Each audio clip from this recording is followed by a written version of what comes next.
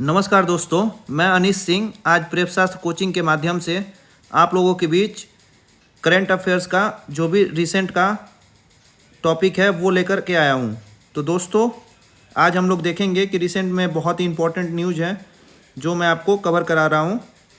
तो आइए हम देखते हैं। दोस्तों, अभी स्क्रीन पे आप देख रहे होंगे, ये जो पिक्चर है हमारे महान सुविख्यात राइटर हैं, बहुत ही प्रसिद्ध लेखक विनोद कुमार शुक्ल जी का है। ठीक है, ये पिक है और जस्ट नीचे में आप आएंगे स्लाइड पे तो आप देखेंगे बाएं साइड में यहाँ वाग देवी की रेप्लिका है जो कि ज्ञानपीठ अवार्ड में प्रोवाइड कराया जाता है। ठीक है, और बगल में इनका एक बहुत ही फेमस बुक है, दीवार में एक खिड़की रहती थी। ये बहुत अच्छी बुक है। अगर जीवन को समझना है तो आपको साहित्य को ज़रूर पढ़ना चाहिए। मैं तो आपको रिकमेंड करूंगा, बहुत ही अच्छे राइटर हैं। इस बुक को मैंने खुद पढ़ा है और काफ़ी अच्छी बुक है जिसमें एक हाथी की इमेजिनेशन की स्टोरीज है और स्टोरी काफ़ी अच्छी है। ठीक है दोस्तों, तो अभी रिसेंट में ज्ञानपीठ अवार्ड मिला था, तो ज्ञानपीठ के बारे में मैं आप लोग को बता दूं। इसमें स्टैटिक और करंट अफेयर्स सारा सेक्शन कवर कर लिया जाएगा जो कि आपके एग्ज़ाम के पर्सपेक्टिव से बहुत ज़्यादा इम्पॉर्टेंट है। तो आइए हम देखते हैं। जो ज्ञानपीठ अवार्ड जो है भारतीय ज्ञानपीठ संस्था द्वारा 1961 से स्टार्ट किया गया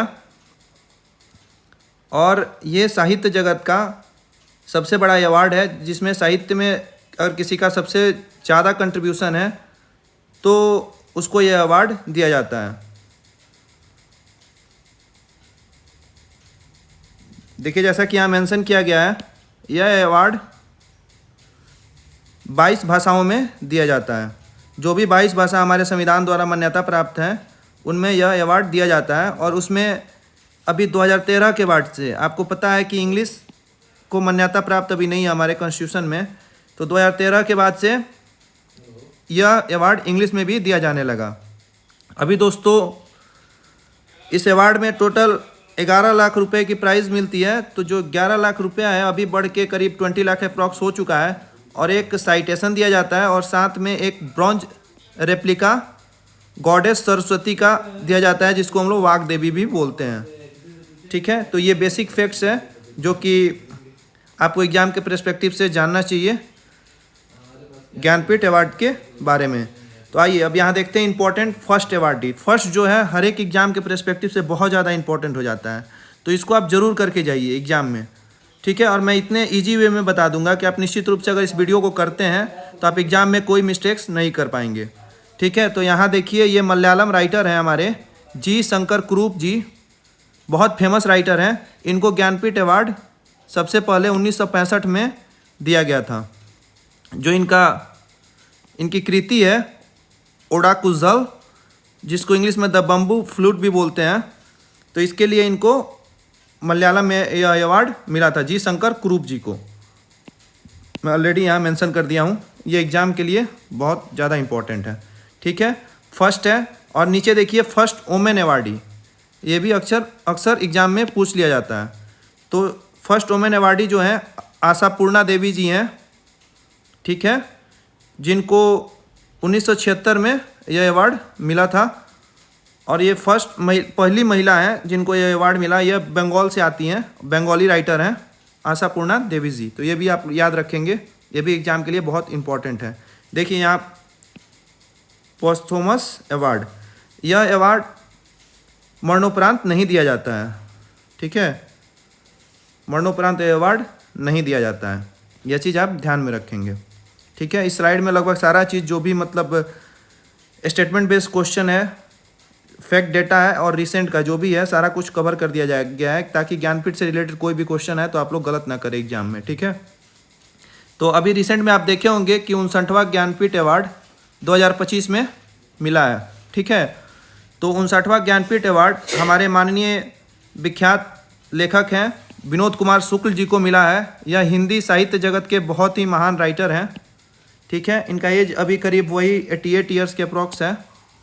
बहुत अच्छे राइटर हैं दोस्तों, आप इनको ज़रूर पढ़िए। मैं तो पढ़ा हूँ। जीवन को समझना है तो मैं पहले ही बता चुका हूँ, आपको साहित्य जरूर पढ़ना चाहिए। साहित्य समाज के लिए और मनुष्य के ग्रोथ के लिए बहुत ज़्यादा ज़रूरी है। तो आइए अब कुछ इनका सिग्निफिकेंस मैं बता देता हूँ। ये छत्तीसगढ़ से आते हैं और छत्तीसगढ़ के ये पहले ऑथर हैं जिनको यह ज्ञानपीठ अवार्ड मिला है। ये बेसिक फैक्ट्स हो गया इनके बारे में।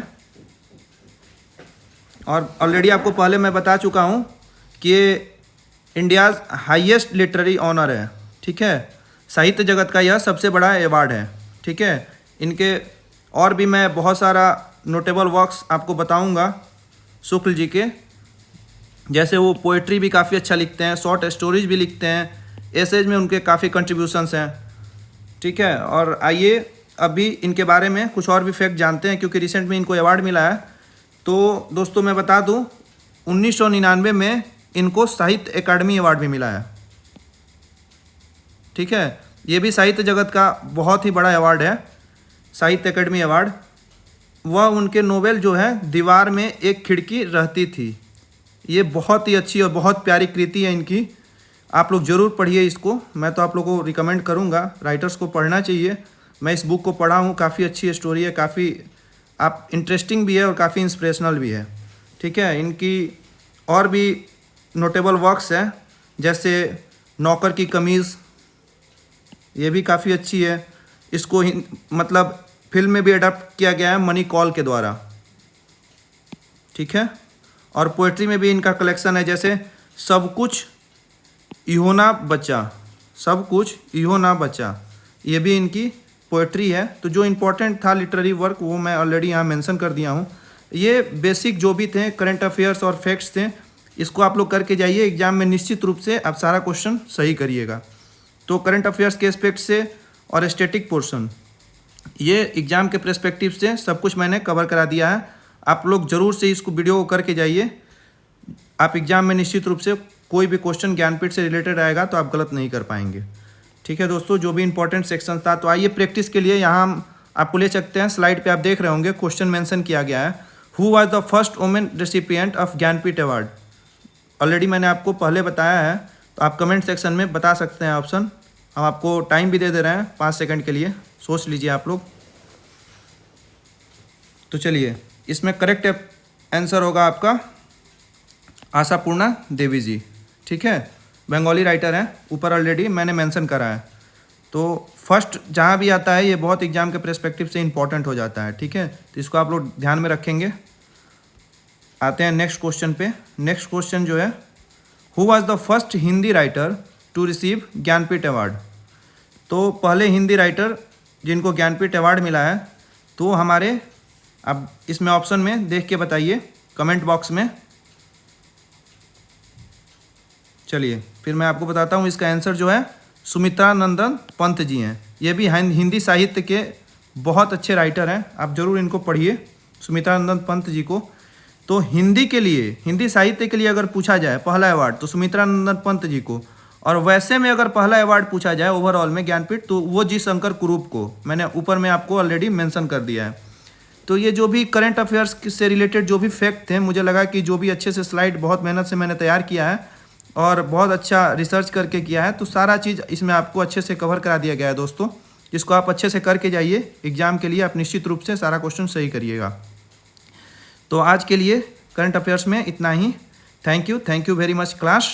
दोस्तों अगर आपको ऐसे ही वीडियो देखना है, या फिर रिसेंट में जो भी करंट अफेयर्स या फिर फैक्चुअल जो भी क्वेश्चंस हैं एग्जाम के पर्सपेक्टिव से जो इंपॉर्टेंट है, प्रेप शास्त्र के माध्यम से मैं लेके आऊँगा।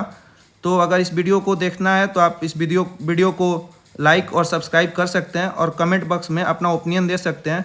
आपको जो भी क्वेरी हो इससे रिलेटेड, ज़रूर हम और हमारी टीम आपकी पूरी सहायता करेगी। तो दोस्तों आप पढ़िए अच्छे से। तो आज हम लोग यहीं करंट अफेयर्स सीरीज को समाप्त करते हैं। Thank you very much.